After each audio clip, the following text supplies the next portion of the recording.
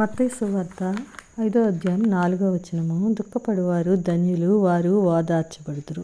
ఈ ఓదార్చబడ్డం అనే దాని గురించి చెప్పుకుంటున్నాము. ఈ మన పాపముల నిమిత్తము మనం దుఃఖపడేటప్పుడు ఆయన తప్పక మనల్ని ఓదార్చుతారు. అదే విషయం కీర్తన 34వ కీర్తన 18లో చూసుకుంటే దావీదు గారు అంటున్నారు, విరిగిన హృదయం గలవారికి యెహోవా ఆసన్నుడు, నలిగిన మనస్సు గలవారిని ఆయన రక్షించును. యోహాను రాసిన మొదటి పత్రిక 1:9లో మన పాపములను మనము ఒప్పుకుంటే ఆయన నమ్మదగినవాడు, నీతిమంతుడు కనుక మన పాపములను క్షమిస్తారు. మన పాపాల నిమిత్తము ప్రాయశ్చిత్తం చేసుకొని పశ్చాత్తాపంతో విరిగిన హృదయంతో మనము దుఃఖిస్తున్నప్పుడు మన భవిష్యత్తు గురించి ఆయన ఇచ్చిన వాగ్దానము ప్రకటన గ్రంథము 21:4లో ఆయన వారి కన్నుల ప్రతి బాష్ప బిందువును తుడిచివేయును, మరణము ఇక ఉండదు, దుఃఖమైనను ఏడ్పైనను వేదనైనను ఇక ఉండదు. ఇది ఆయన మనల్ని ఓదార్చుతూ మనకిచ్చిన ఒక అభయము. కనుక దుఃఖంలో ఉన్న మనల్ని ఓదార్చి భవిష్యత్తులో ఆయన రాజ్యంలో సంతోషంతో ఆనందంతో ఉండే కృప మనకి ఉంది. అయితే ఏంటి అస్తమానం దుఃఖించడము అని మనం అనుకున్నప్పుడు, పాపం అంటే భయం లేని వారి కోసము లూకా సువార్త 6వ అధ్యాయం 25లో, అయ్యో ఇప్పుడు కడుపు నిండి ఉన్నవార్లారా మీరు ఆకలిగొందురు, అయ్యో ఇప్పుడు నవ్వుచున్న వార్లారా మీరు దుఃఖించి ఏడ్తురు అని యేసుక్రీస్తు వారు చెప్తున్నారు. ఈ దుఃఖం అంతా మనలో మార్పు తీసుకురావాలి, హృదయ పరివర్తన కలగాలి. మనం ఏ స్థితిలో ఉన్నాము అన్నది మనం తెలుసుకోవాలి.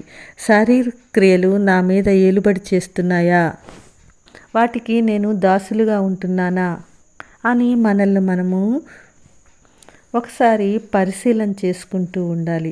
ఏ పాపాల కోసం ఆయన వ్యసనాక్రాంతుడిగా మారారో, ముఖం మీద ఉమ్ము వేయించుకున్నారో, కొరడాలతో కొట్టించుకున్నారో, ప్రజలందరి చేత విసర్జింపబడిన వాడుగా మారాడో, మనుష్యులు చూడనొల్లని వారుగా అయ్యారో, అవన్నీ మనం ఒక్కసారి మనఃపూర్వకంగా ఆలోచన చేసుకున్నామనుకోండి, తప్పక మన పాపాల కొరకు మనం పశ్చాత్తాపడతాము. అప్పుడు మన హృదయంలో నుండి దుఃఖం వెల్లువల పైకి ఉబికి వస్తుంది. అప్పుడు ఆయన ఓదార్పు మనకి దొరుకుతుంది. ఆయన ముందు ప్రణమిల్లి లూకా సువార్త 7వ అధ్యాయము మనం అక్కడ ఒక సంఘటన చూస్తాము.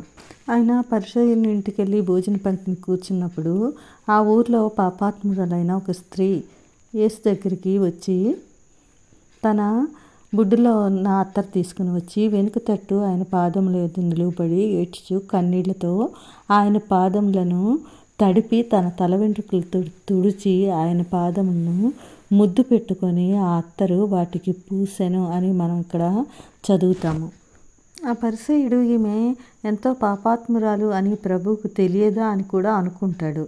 అయితే ప్రభు అంటారు సీమోనుతో, అప్పిచ్చిన 2 మనుషుల గురించి చెప్తూ 500 దేనారములు అలాగే 50 దేనారములు వచ్చి ఉన్నారు.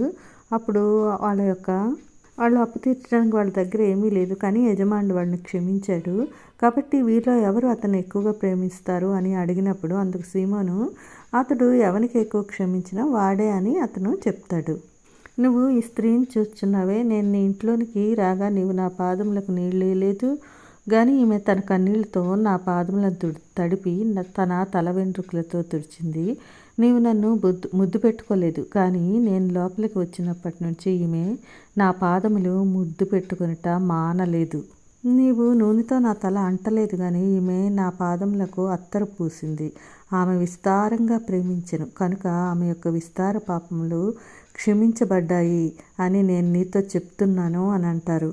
అలాగే ఆమె వైపు చూచి, నీ విశ్వాసము నిన్ను రక్షించింది, సమాధానం గల దానివై వెళ్ళుమని ఆ స్త్రీతో చెప్తారు.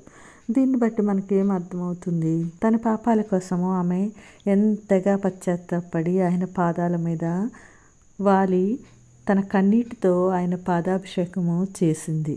అంతగా నలిగిపోయింది తన పాపాల కోసము. ఆమె తన పాపాలేంటో గ్రహించడమే కాదు, వాటి కోసం తను పడిన పశ్చాత్తాపం కూడా యేసుక్రీస్తు వారు చూశారు. కాబట్టే ఆమెను ఓదార్చుతూ సమాధానం కలదానవై వెళ్ళు అని అంటారు.